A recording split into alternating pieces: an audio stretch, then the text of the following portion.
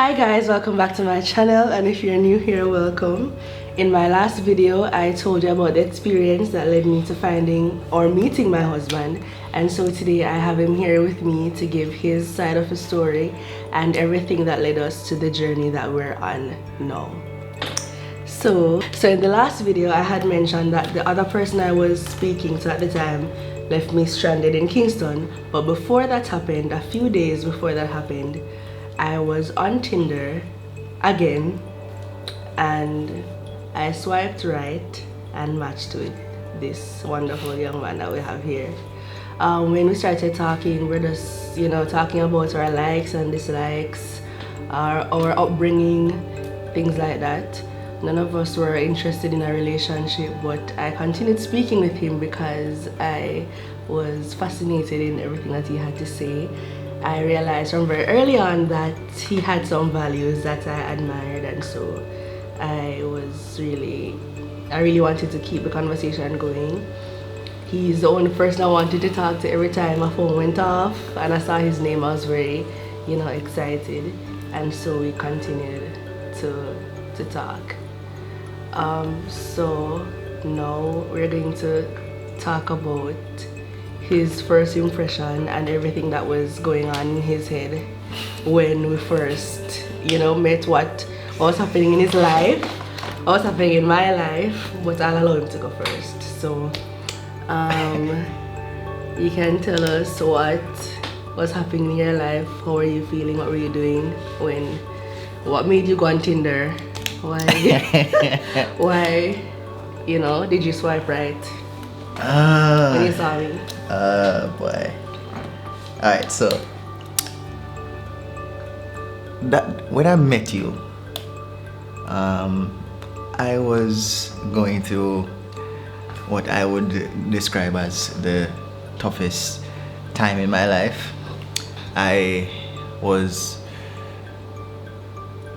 wasn't in a relationship, but I was like on the fence about somebody, and I really and truly didn't want to be in any kind of relationship with nobody. I felt like I'd given up. I've reached my point of giving up. And being on Tinder, it was like, me lonely. Me there home by myself every single day. I don't talk to anybody. I don't do anything.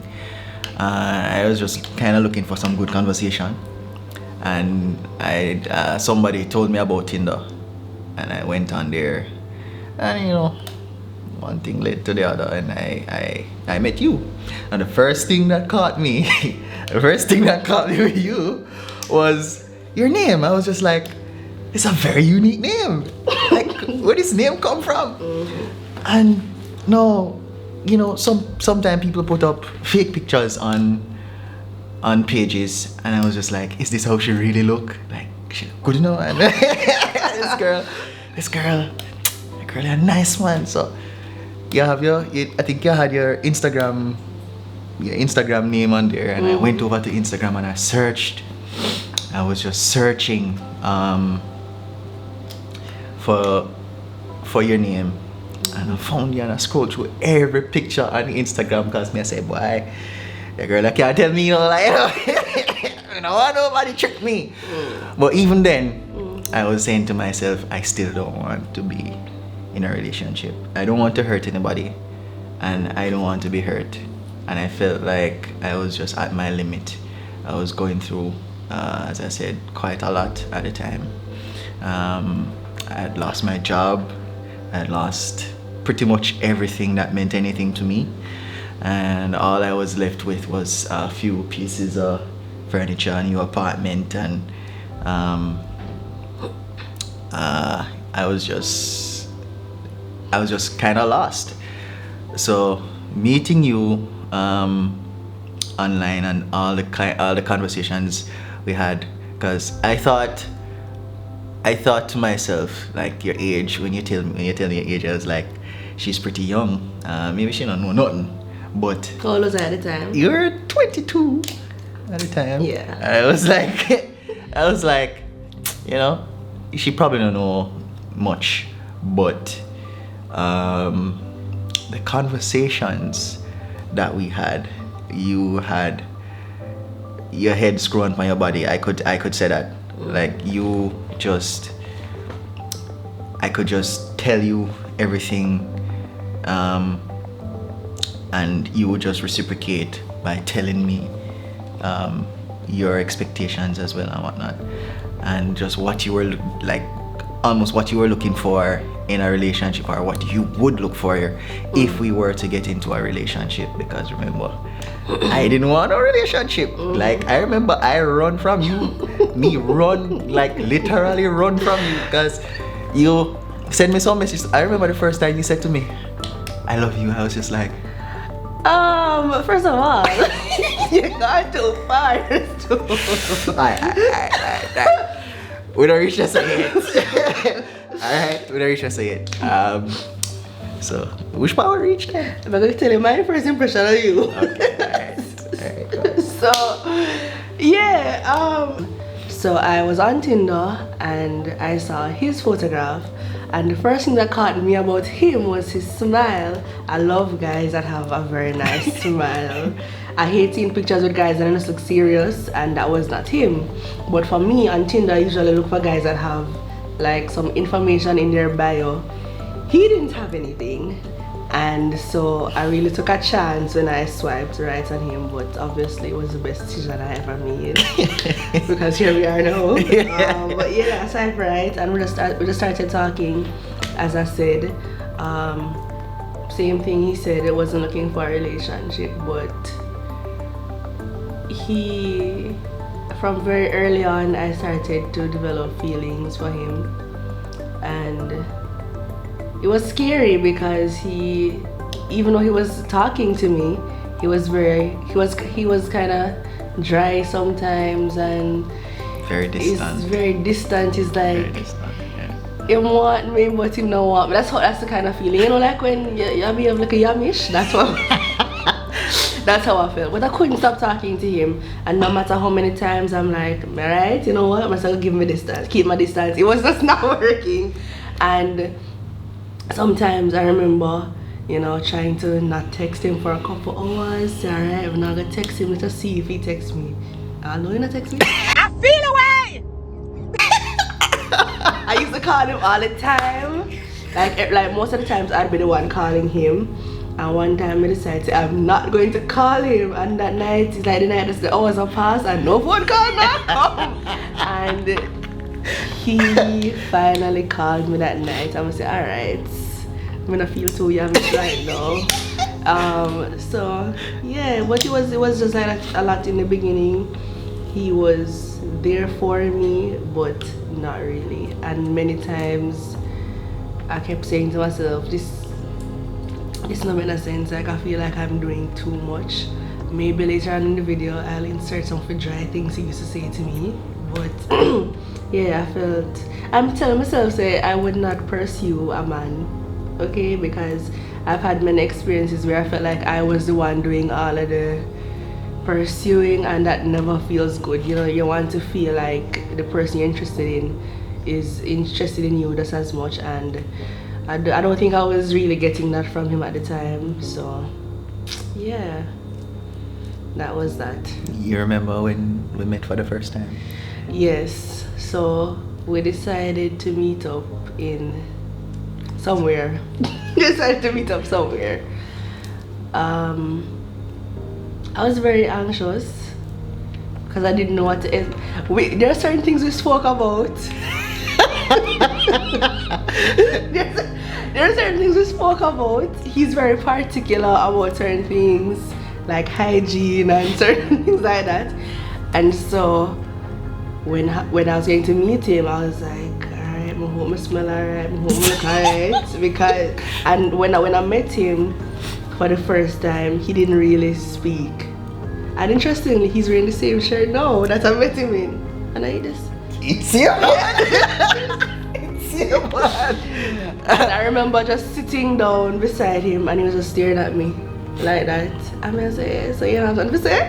It was so awkward. It was so I was so uneasy, you know, for the first few minutes or first part of the day. But yeah, you know, we started talking a little bit more, and things started getting a little bit more comfortable. We just were vibing, and you know, we had a meal together, and yeah, it was really nice. I was first thing when when we decided to meet, right? And me reach another place, and me make sure say me early, because me I say, oh, if I ever foolishness me come down at this place for me gone. Yeah, that's that's kind of the general thought me having on my head. So I was just kind of scanning the environment to see if I see you. And when I finally saw you come in, I was just like, she looked like she looking at a picture. She's tall, and me look for fingers and toes and all these things, because I like when women take care of themselves. You don't necessarily need to put on nails or anything, but keep your fingernails clean, keep your toes clean, that kind of thing. So because we had that kind of conversation before, I was thinking to myself that maybe she went and get her toes did, or she got her fingers did or whatnot. But in general, I was just admiring her.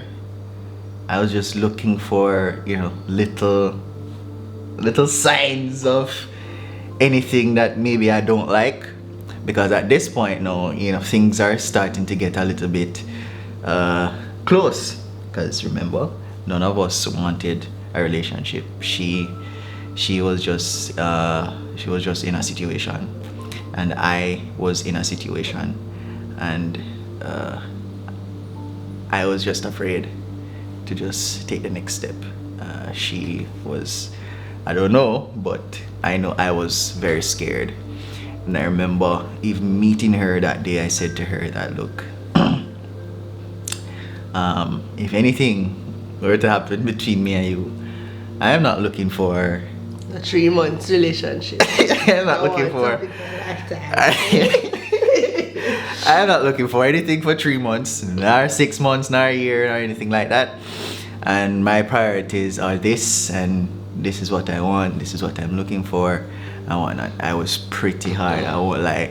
Me talk to her sometimes, me have to wonder how she even end up marrying to me, because I was so I was so dry some of the times when I answer her. I was so direct, I was so raw with certain things that maybe would scare most girls or most women. But she was very, like, she learned very early how to diffuse me. I could never go to her with almost like more and start an argument, and she was just like, Joe, can we talk about this different? Like, she just said things to make me just not feel upset or bad about anything at all. And that's where my feelings started to kind of change. I'm still a running. I still no one. So let me ask you a question. Even though you weren't looking for a relationship, in general, what were you looking for? I wasn't looking for anything. With a woman, in a partner. What would you want at the time? At the time, I think what I told you was I want somebody to stand by my side in the ups and downs, because life won't always be easy. I told you that I don't like cooking. It's not that I won't cook, but I just don't like to cook. So if I'm having a woman, then I would very much like her to cook. I would like if she's clean. I like when she keeps herself clean. I'd like her to be a family-oriented person, not a social media junkie. I'd like her to consider my feelings sometimes, which I think you had that down in the very beginning. I remember telling you one time, after we met, after the first time we met, I remember I took a trip outside of my home community, and I was coming back. I was driving back, and you know, I was alone, and there were some things just resting on my mind, on my heart, and I called you and I said, hey, this is what is happening, you know. And I remember you sitting down with me for the entire journey. I think it was 2 hours and something. You sat there on the phone with me, and in the midst of the conversation, you asked me what my favorite food was, or what it was from KFC or something like that. What you like to order from Yeah, KFC? what I like to eat from there, along with some other things, right? You know, at this stage of our relationship, none of us were. I mean, we both had jobs, but it wasn't like we were earning a bag of money or anything like that. And I remember when I got home, you said to me that you wanted to meet me the next day. And when the following day came, and you said meet me at 5 o'clock. That's not what happened. What happened? That's not the story. Alright. What happened is, I said to him I was going home, so I made it sound as if I was going straight home. But I ensured that he was at home. I ensured that he wasn't going anywhere. So after I bought the KC and everything, I got the other stuff. I called him and I said, you know, are you at home? And he said yes. I said, all right, meet me at so and so right now. And he drove down to me. And so I gave him the KFC and everything. I didn't know what she had planned any at all, right? I just drove up and I parked in the parking lot. I saw her walking towards me with this bag, and I said, what's in the bag? And she said, your favorite thing from KFC, your favorite thing from the supermarket, and your favorite thing to drink. I think, I don't remember exactly, right? And I remember after she said that, I couldn't help but my eyes started to water. Because I don't think any woman, let me give you some context.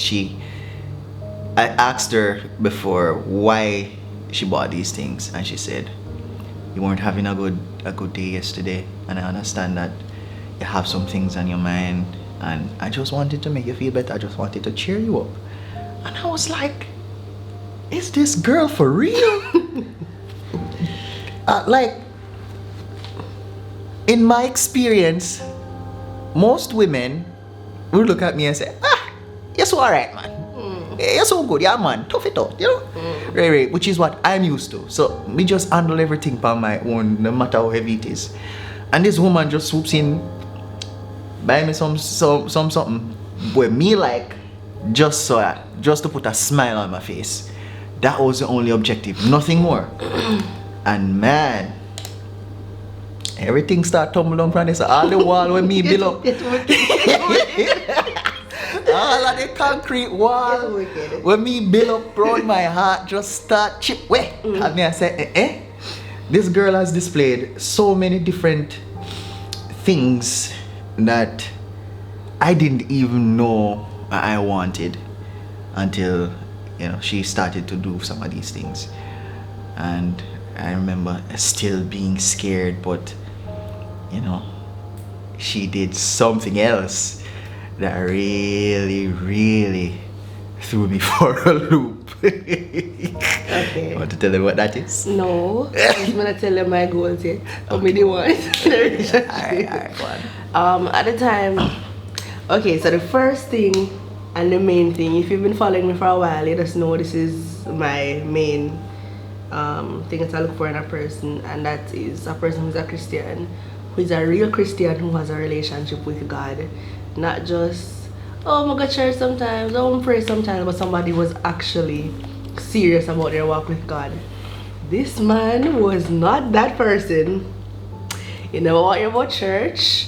Not necessarily, you know, he would talk about God now and then, but I had to tiptoe around the topic sometimes because he would get so defensive. Let me tell you what it is. No, Let me tell you what it is, okay? Let me just clarify. It's not that I didn't want to hear about God or anything. I didn't want anybody to force me.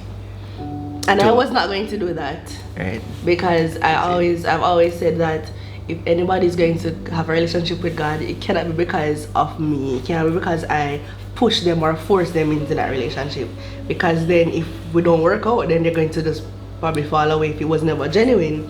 So my thing with him is I will talk about it because I can't not talk about it, but just how my strategy in talking about it was not to force anything down his throat or anything. I just asked him questions sometimes, asked him his views on things, and I always started with, you're talking to me, you don't have to be defensive about anything, we don't have to fight, we don't have to quarrel. Diffuse. You just tell me how you feel and we talk about. We don't need to go back and forth. And that's what we used to do, and I used to always pray about it.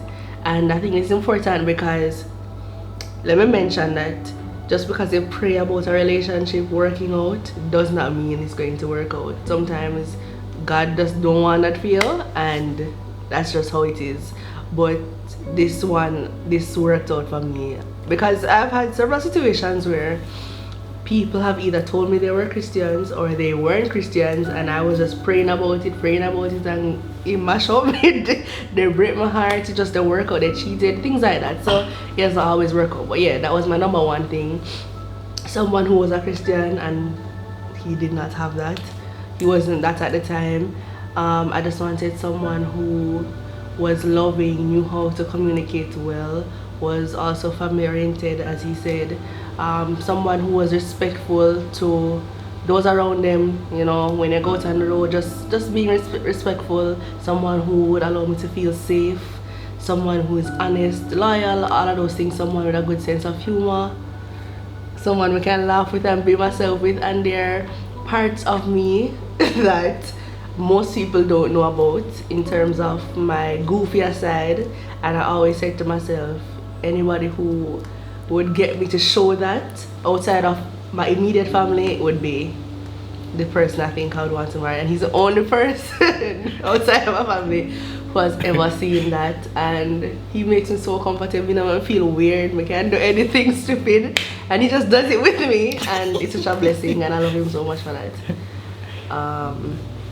So yeah, so as I said, you know, he's not a Christian, and so that was my biggest challenge, because now I'm at a point where I'm going back and forth in my mind, in my heart. What am I supposed to do? Should I try to pursue anything with this person?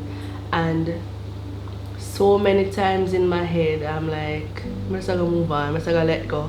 And there was something in me that would just not let go. I try not to text him, I try not to think about him. I was like, you know, we can just be friends, and it just was not working out. It just, I don't know, I was being stubborn or what it was. But yeah, you know, time went on, and he asked me to be his girlfriend. No, before you reach there, sorry. Right? Before you reach there, I remember when we were having this whole conversation. We had this very serious conversation about my relationship with God and what I intended to do and how. I think you were pretty much trying to position yourself on how to continue with this relationship, because I didn't have this huge thing. And I remember you pretty much told me that you were going to leave.